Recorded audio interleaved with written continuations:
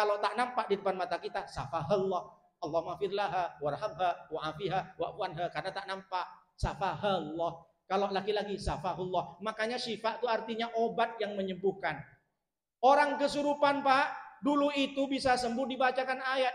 Di ruqyah itu kan, ada kira-kira orang kesurupan terus dibacakan, no comment, itu si derita lo. Tak ada kan?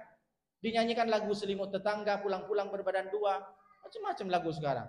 Tambah merajalela lah itu setan-setan itu.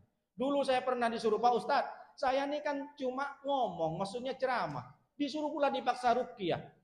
Jadi pusing saya, akhirnya saya bacakan ayat kursi. Orang yang kesurupan dibacakan kursi tambah belelek ini.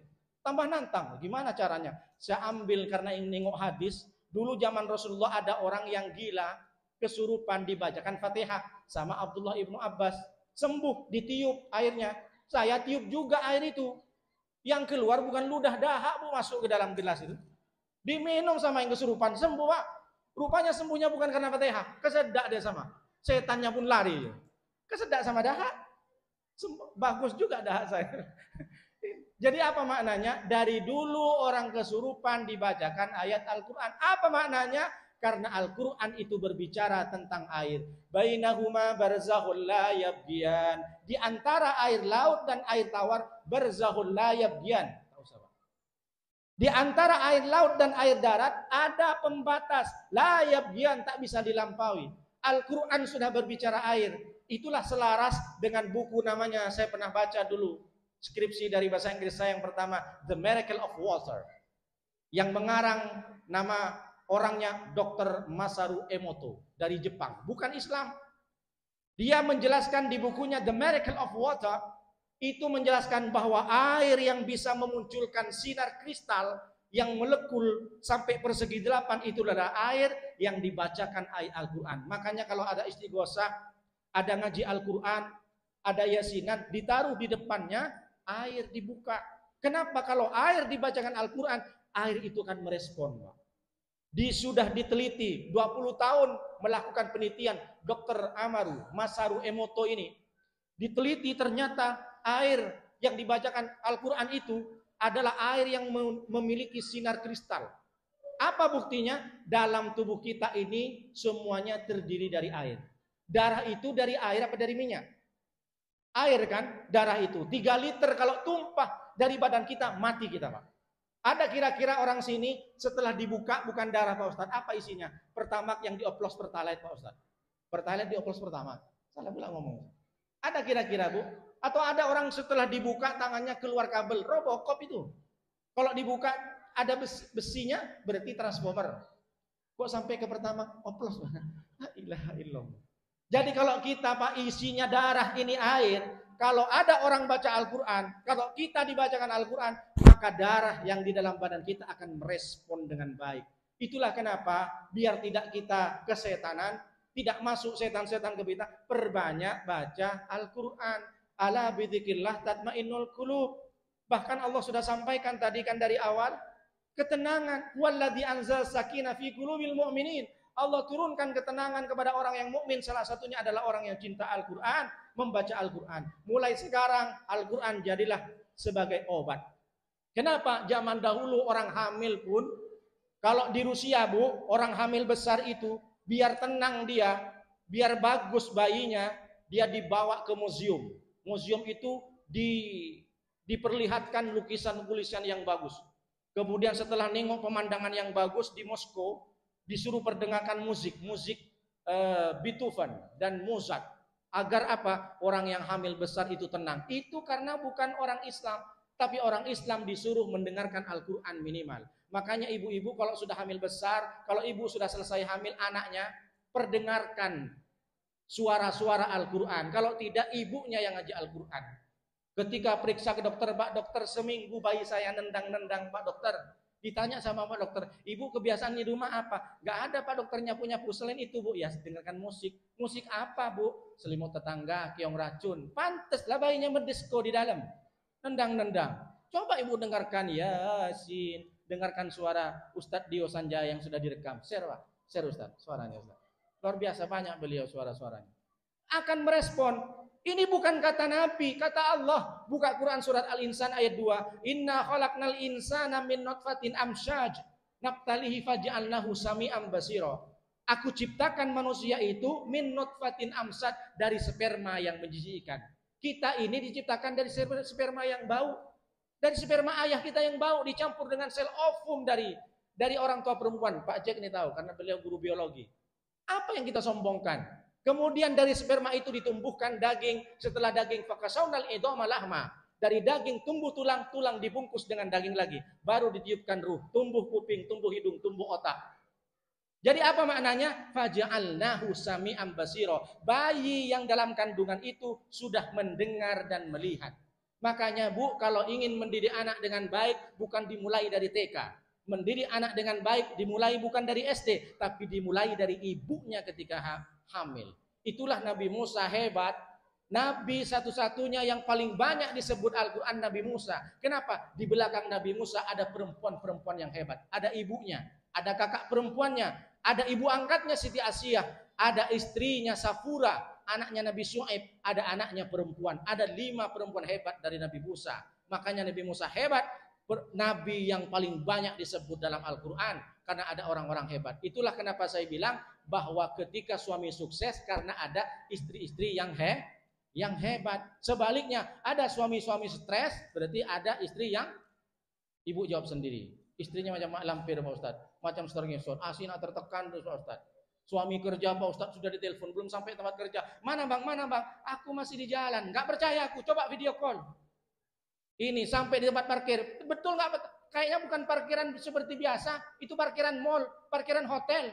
Hotelnya pun bukan hotel syariah. Jangan macam-macam kau bang. Ini loh dek. Ibu kalau nekan-nekan telepon sama suami, boleh jadi yang ibu telepon tuh HP 1, HP 2 dan 3 ada di jok motor Bu. Bukan suami-suami di sini. Kan boleh gitu Pak Ustaz. Harusnya kalau suami berangkat kerja, ibu bentangkan sajadah. Sholat duha, kalau perlu posting, kasih tahu sama suami, foto sejadah sama Qur'annya. Abang, di setiap langkahmu ada Al-Quran dan sejadah yang kubentangkan. So sweet. Kalau sempat suami berangkat kerja, belum sampai tempat kerja, bang, laundry habis, bang, mesin cuci rusak, bang, AC mati, cepat balik bang, gas habis bang.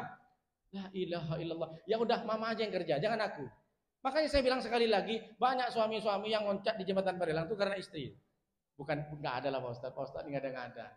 Makanya kalau ibu pengen hebat, ibu yang harus dihebatkan. Kalau anak, keturunan ibu nanti menjadi anak yang hebat, bisa jadi 7 turunan dari ibu yang jadi wali kota. Kita nggak tahu, takdir Allah. Boleh jadi yang memimpin di Batam, yang menjadi ustadz kondang, yang menjadi penghafal Quran adalah keturunan dari ibu, 7 turunan dari sekarang. Karena apa? Karena doa ibu dari sekarang. Kenapa? Karena anak yang baik, suami yang baik tergantung ibu. Ibunya an-nisa'u imadul bilad, idza saluhat salahal bilad, wa idza fasadat fasadal bilad. Nisa, perempuan adalah tiang negara. Kalau tiangnya baik, negara baik. Kalau tiangnya rusak, maka negara rusak. Di dalam keluarga, negaranya adalah perempuan. Itulah kenapa kalau pilkada Bu, pilpres yang didekatin bapak-bapak atau ibu-ibu. Ibu-ibu, the power of mak-mak. Bahkan grup-grup di WhatsApp pun macam-macam. Mak-mak rempong, mak-mak gacor. Nah, bukan di sini lah Pak Ustaz. Saya nengok-nengok aja di grup WhatsApp itu. Oh, kenapa? Karena kalau perempuan nih Bu, disampaikan ceramah, saya menyampaikan ceramah ke 100 perempuan, itu 100 semua cerita sama suaminya. Tapi kalau saya ceramah sama bapak-bapak, yang berani cerita sama istrinya paling 50. Bang, apa kata Ustaz Nuruddin? Tak tahu lah, banyak kali bacotnya Ustaz Nuruddin. Paling yang berani 50 orang.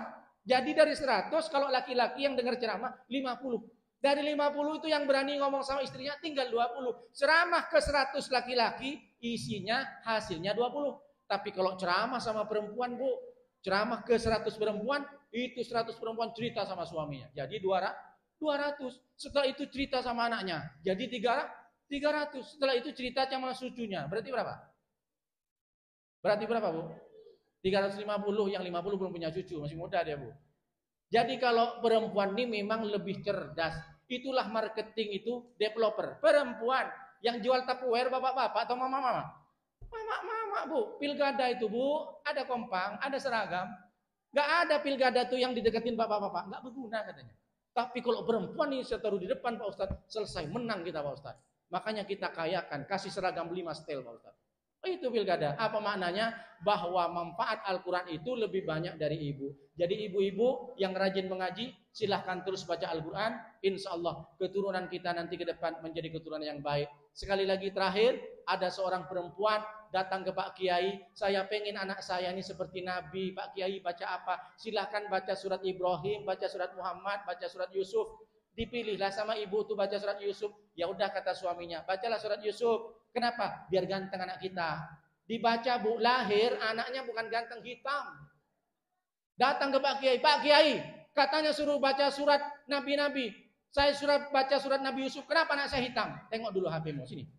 Mana suamimu ini? Suamimu macam ini mau minta seperti Nabi Yusuf. Kalau suamimu hitam macam gini, tiba-tiba kamu melahirkan anak seperti bule, berarti ada yang kontribusi lah. Jangan minta aneh-aneh. Maksudnya seperti Nabi Yusuf, bukan wajahnya, tapi akhlaknya, imannya. Digoda sama cewek-cewek, digoda sama perempuan-perempuan sosialita, dia teguh. Mudah-mudahan suami ibu tidak terjadi godaan dari pelakor-pelakor sana. Sempat ibu punya suami ganteng, banyak duit, bahaya Bu. Tapi insya Allah suami di sini setia. Sampai pula ke situ masalah Quran. Mudah-mudahan kita semua Bu, sehat semuanya sampai Ramadan. Dan kita mudah-mudahan dikayakan oleh Allah. Ibu-ibu mudah-mudahan duitnya 20 miliar, amin. Dompetnya sekarang pulang ke rumah 1 miliar, amin. Dari bunyi amin kurang ragu ibu. Mudah-mudahan kita banyak bersedekah di bulan Ramadan. Tinggal sisa sebentar lagi. Mudah-mudahan oleh Allah dimampukan untuk melaksanakan Ramadan ini sampai tuntas. Dan mudah-mudahan semua amal ibadah kita diterima oleh Allah. Itu saja yang saya sampaikan. Tak perlu banyak-banyak, nanti dibikin status pula. Banyak kali ngomong Ustaz Nuri, bacot kali. Nanti dibikin status pula di WA. Gimana Ustadz Burhan? Doa atau gimana? Mari kita berdoa Bu, mudah-mudahan Bapak-bapak kita semuanya selamat dari neraka. Kita menjadi orang-orang yang selamat dari fitnah dunia dan akhirat. Amin ya Allah. Amin ya. Amin ya Allah. Ya Rabbal Alamin semuanya. Amin ya Allah. Bismillahirrahmanirrahim. Alhamdulillahirabbil alamin. Wassalatu wassalamu ala asrafil anbiya wal mursalin wa ala alihi washabihi ajmain hamdan syakirin hamdan na'imin hamdan yuafi ni'amaka fi mazida. Ya Rabbana lakal hamdu kama yanbaghi li jalalika wa 'azimi sultanik. Allahumma shalli ala sayyidina Muhammad wa ala ali sayyidina Muhammad. Allahumma ighfir Allahumma rabbana la tuzigh qulubana ba'da idh hadaytana wa hab lana min ladunka rahmah innaka antal wahhab. Allahumma yassir wa la tu'assir, sahhil umurana umur din dunya wal akhirah. Bismillahilladzi la yadurru ma ismihi shay'un fil ardi wa la fis samai wa huwas samiul alim. Hasbunallahu wa ni'mal wakeel, ni'mal mawla wa ni'man nasir. Wa la hawla wa la quwwata illa billahil aliyyil azim. Rabbana atina fid dunya hasanah wa fil akhirati hasanah wa qina adzabannar. Subhanaka rabbika rabbil izzati amma yasifun wa salamun alal mursalin walhamdulillahi rabbil alamin. Al-Fatihah. A'udzu billahi minasyaitonir rajim. Bismillahirrahmanirrahim. Alhamdulillahirabbil alamin arrahmanir rahim maliki yaumiddin. Iyyaka na'budu wa iyyaka nasta'in ihdinas siratal mustaqim siratal ladzina an'amta 'alaihim ghairil maghdubi 'alaihim waladdallin amin. Demikian Bapak Ibu, mohon maaf kalau ada salah. Terima kasih. Assalamualaikum warahmatullahi wabarakatuh.